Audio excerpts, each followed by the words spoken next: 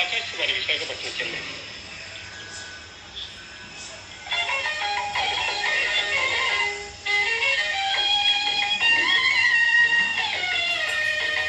మహిళావాణి స్త్రీల కార్యక్రమం.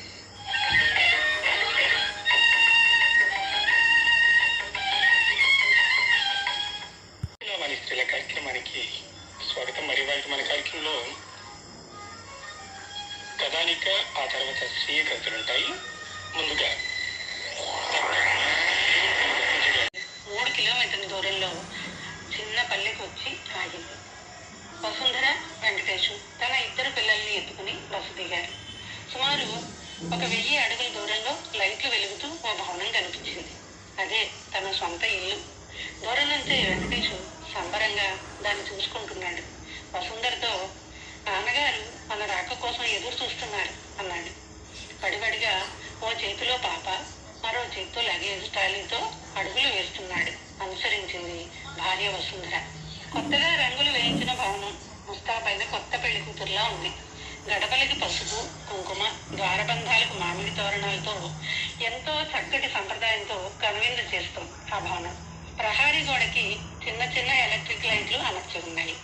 ప్రహారీ గోడ దాటి లోపలికి ప్రవేశించిన వసుంధర వాకిట్లో అందంగా తీర్చిదిద్దిన రంగవల్లులు చూసి వేసిన వారి ప్రతిభకి ప్రశంసించకుండా ఉండలేకపోయింది.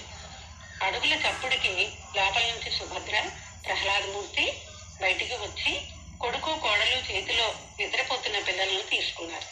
వెంకటేషు వసుంధర చేతిలోని లగేజ్ని తీసుకుని లోపల పెట్టి హాలులోకి వచ్చాడు. పిల్లలను పడుకోబెట్టి కొడుకుని కోడల్ని పలకరించి, వాళ్ళు కాళ్ళు చేతులు కడుక్కుని రండి, కాఫీ తాగి కాస్త విశ్రాంతి తీసుకుందరు గాని అని సుభద్రమ్మ లోపలికి వెళ్ళింది. దూరంగా దేవాలయం నుంచి తిరుప్పావై బాసురాలు మైక్లోంచి మధురంగా వినిపిస్తున్నాయి.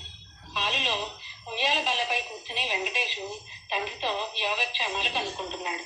లోపల నుంచి సుభద్రమ్మ తొందర చేయగా వెంటనే ఫ్రెష్ అయి వచ్చాడు. అమ్మ చేతి నురుగు కాఫీ వెంకటేష్కి ఎంతో సంతృప్తినిచ్చింది. వసుంధర అక్కడికి వచ్చి మామగారి ముందు కూర్చోటానికి సందేహిస్తూ నిలబడింది. తెలతెల వారుతుండగా హరిదాసు కీర్తనలు పాడుతూ ఇంటి ముందుకు వచ్చాడు. ఆ మరునాడే భోగి పండుగ కాబట్టి మరి 2 రోజులు మాత్రమే హరిదాసు వస్తాడు. వెంకటేషు చిన్నప్పటి నుంచి చూస్తున్న హరిదాసు సుందరంతో కాస్త పెద్దతనం వచ్చింది, చురుకు తగ్గింది అని మనసులో అనుకున్నాడు. కానీ పాటలో స్థాయి తగ్గలేదు. దగ్గరికి వచ్చాక వెంకటేష్ వెళ్ళి పలకరించాడు. రేపు తప్పక భోగి రోజు మన ఇంటికి భోజనానికి రావాలని చెప్పాడు. సుందరం నవ్వుతూనే మృదువుగా తిరస్కరించాడు. వెంకటేషు చాలాసార్లు చెప్పేసరికి కాదనలేక సరేనన్నాడు.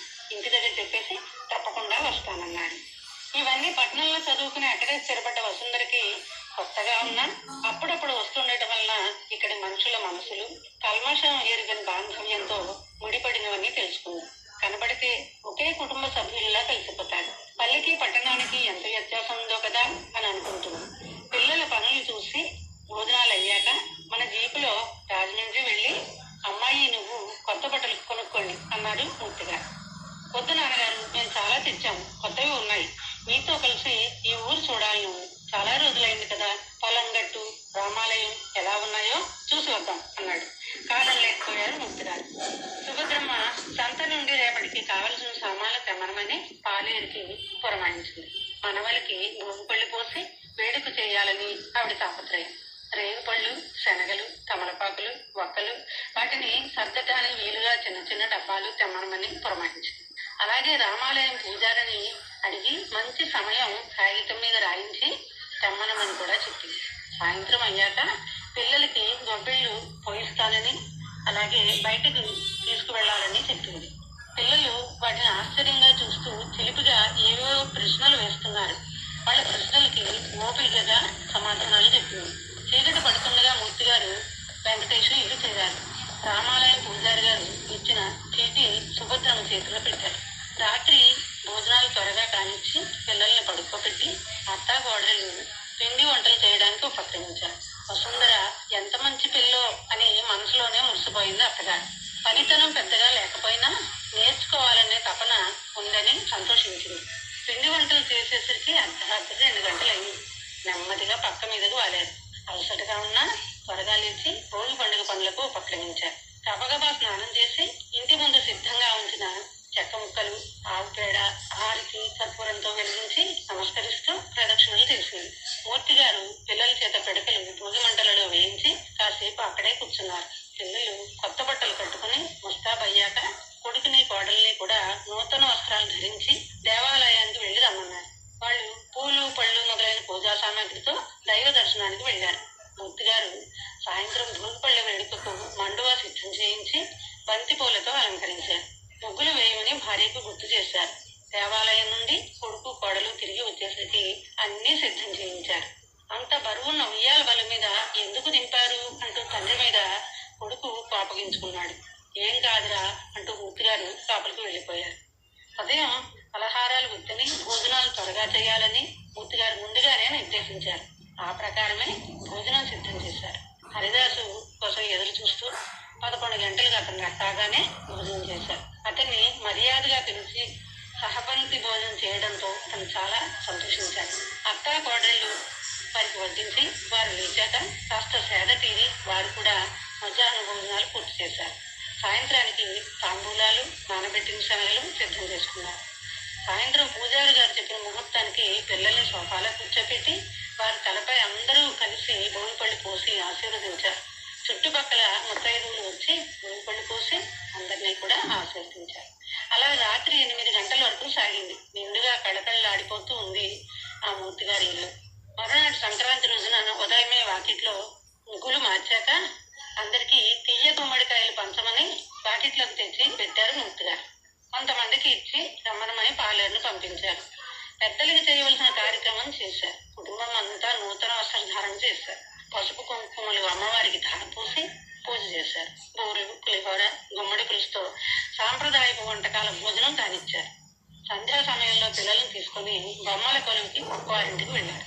అందంగా అలంకరించిన బొమ్మలను చూసి పిల్లలు ముచ్చటపడి అవి కావాలని మారం చేస్తే ఎలాగో వారికి నచ్చ చెప్పి ఇంటికి తీసుకుని వచ్చారు. ముత్తైదువులకు పసుపు కుంకుమలు పంచిపెట్టుకున్నారు అత్తా కోడళ్ళు. కనుమ రోజు రథం ముగ్గు వేసి ఇంట్లో అందరూ మినప లడ్డూలు తినాలని మినప సున్న, గారులు చేసుకుని అందరికీ పంచుకొని వారితో సహా తిన్నారు. పొలిమేరల్లో ఉన్న గ్రామ దేవతకు తమ వంశం వృద్ధి చెందాలని, కుటుంబం సంతోషంగా ఉండాలని అరటిపళ్ళ గెల పంపించారు. ఇంటికి కొంతమంది బంధువులు, స్నేహితులు వస్తే వారికి మర్యాదలు చేసి బట్టల గురించి, ఖర్చుల గురించి ఎన్నెన్నో కబుర్లు చెప్పుకున్నారు. సరదాగా మాటలు పంచుకున్నారు. రోడ్డు మీద బస్సులు ఖాళీగా వెళ్ళిపోతున్నాయి. కనుమ, మొక్కనుమ రోజున కాకి కూడా కదలదని ప్రతీతి. ప్రయాణాలు చేయకూడదని ఇంట్లో నుంచి ఎవరూ బయలుదేరారు. తిరిగి రేపు చూస్తే బస్సులలో నిలబడటానికి కూడా చూడలేదు. నవ్వుకున్నారు సుభద్రమ్మ గారు. ఇంట్లో అందరినీ రేగుపండు తలపై పెట్టుకుని స్నానం చేయమని పురమాయించారు. కారణం తెలియక సందేహంగా ఉన్న పిల్లలకి కారణం వివరించింది. రేగుపండు నీరు మన మీద పడుతుంటే సూర్య భగవానుడు మనలను ఆశీర్వదిస్తాడు అని అర్థం అయ్యేలా వారికి చెప్పింది. అర్థం కాకపోయినా పిల్లల ముఖాలలో ఏదో తెలుసుకున్నామన్న సంతోషం మాత్రం తాండవించింది.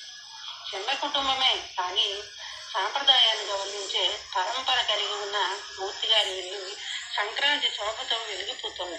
ఉన్న కొద్దిపాటి పొలంలో వ్యవసాయం చేసుకుంటూ చేతనైన ధర్మకార్యాలు అనుసరిస్తూ 10 మందికి మేలు చేసే రైతుగా చుట్టుపక్కల వారు మూర్తి గారిని అభినందిస్తూ ఉంటారు. మరో 2 రోజుల్లో కొడుకు, కోడలు, పిల్లలు వెళ్ళిపోతారు. సందడి కూడా వెళ్ళిపోతుంది. మళ్ళీ తమ దైనందిన జీవితం అంతే కాలగమనం సాగిపోతుంది.